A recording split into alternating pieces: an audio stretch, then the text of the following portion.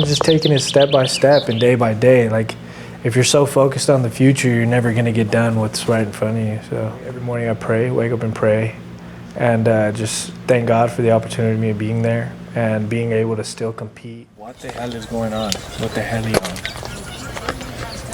Hey, bro, we're gonna make it through, and it's gonna be good.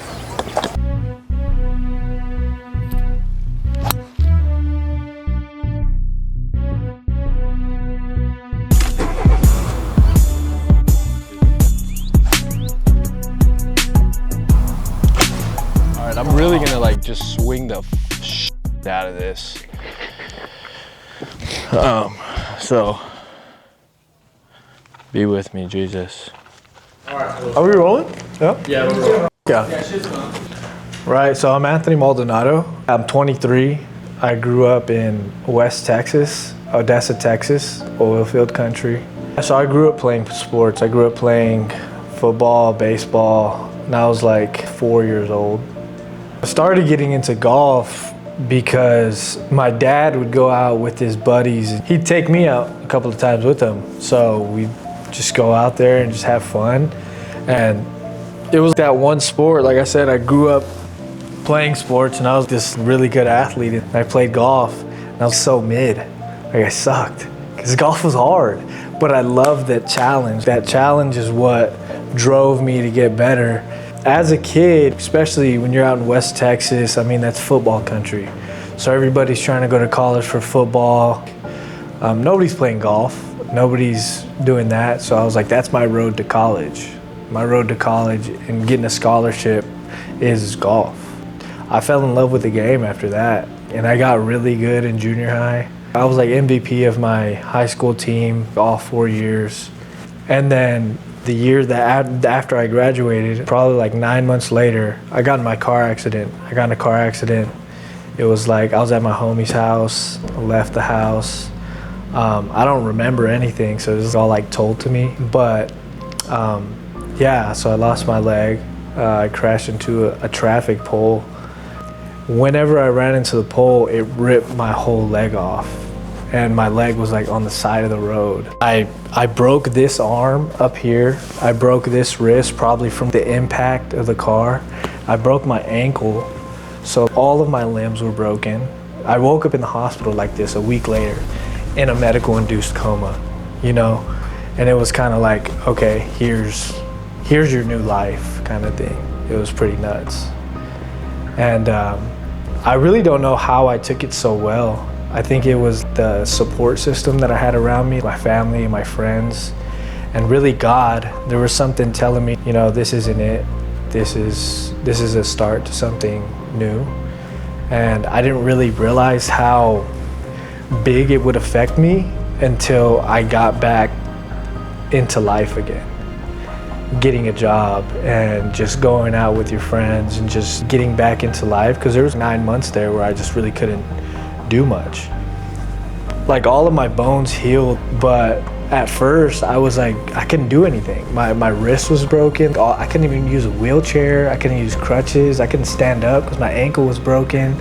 It was like you can't do nothing but sit here and think about what happened.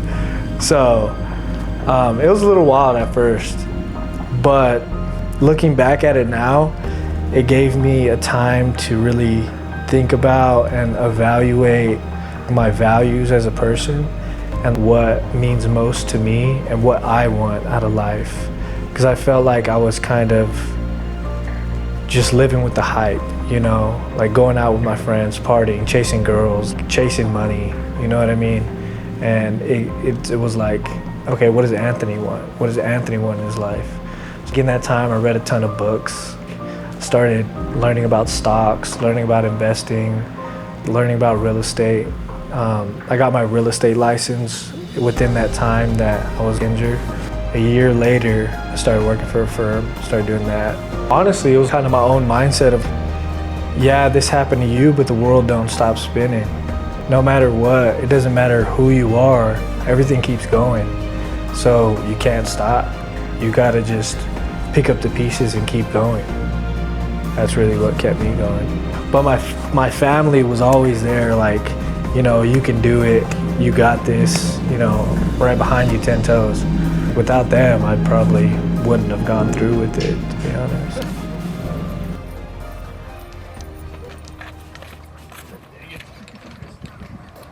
So when I first lost my leg, I was in recovery time kind of thing for like the first 6 to 9 months. And then I found amputee soccer. When I found amputee soccer, I was like, wow, there's sports out here that I can still do on one leg. Because your original thought, you lose your leg and you're like, okay, no more sports, your life's over.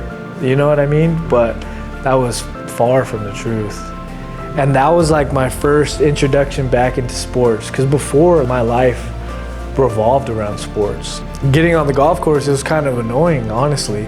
I'd get out there and I'd have to, you know, throw my crutches down and then hop to the ball and then hop here to get this, and it was just like frustrating. Once I really started practicing a lot, I kind of caught the game back pretty quick. And then honestly, it just took like, you know, when you fall in love with golf, it just takes that one shot where you hit it so pure and you're just like, dude, hell yeah. Anthony Maldonado was born and raised in Odessa and grew up loving the game of golf. Since Maldonado began playing golf, he underwent amputation to his left leg, but he didn't let that stop him from playing the game that he loves.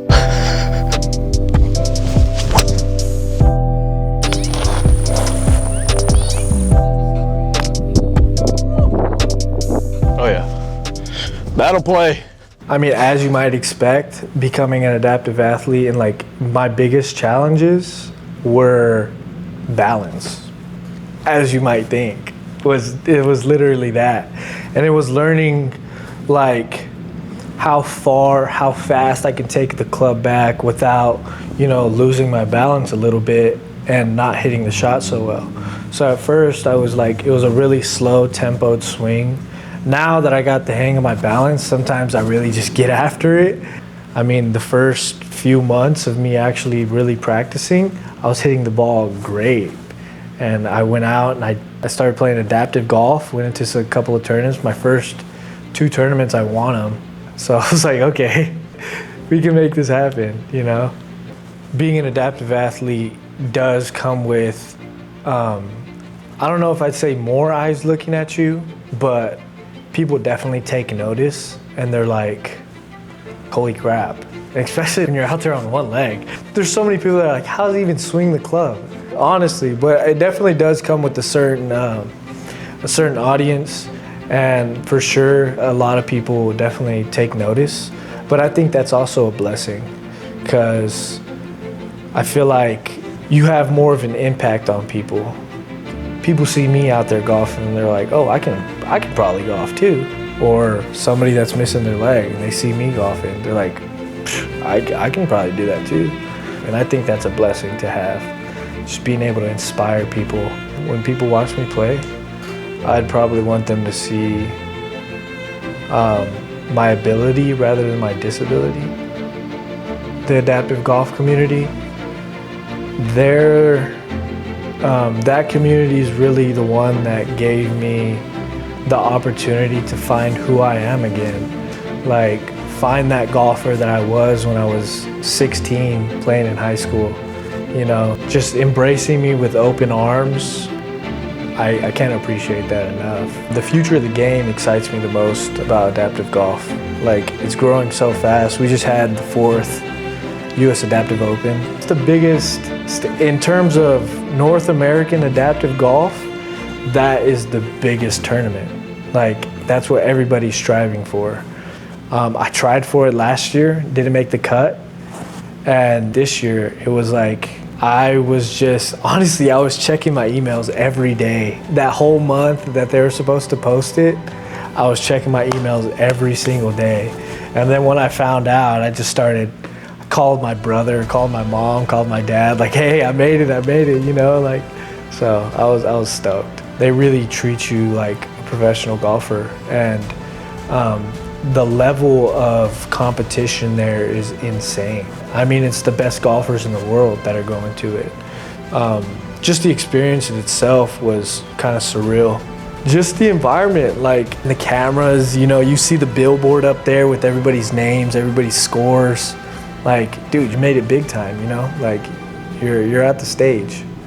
Some advice for someone who's beginning their adaptive athlete journey is there's an endless amount of sports, and just try everything. Try everything, because you're gonna fall in love with something, you're gonna find your community, and you're gonna realize that's where you're meant to be. So just go out there and do it. Go out there and have fun, and just try it. Don't think about what you can't do, but focus on what you can do and do that great.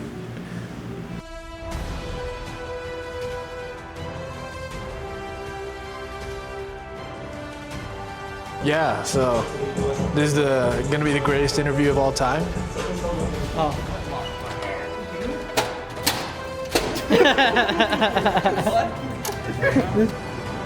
Jack Black. He'd definitely be in my foursome. Jack Black?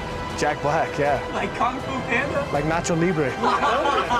That's gangster. Yeah. Fuck, there's 2 couches over there. Dude, no way. Yeah. There was that other couch right here before you went in there. Bro, what? Yeah, that's why they're in the hallway. That's crazy. Disability to get this bread.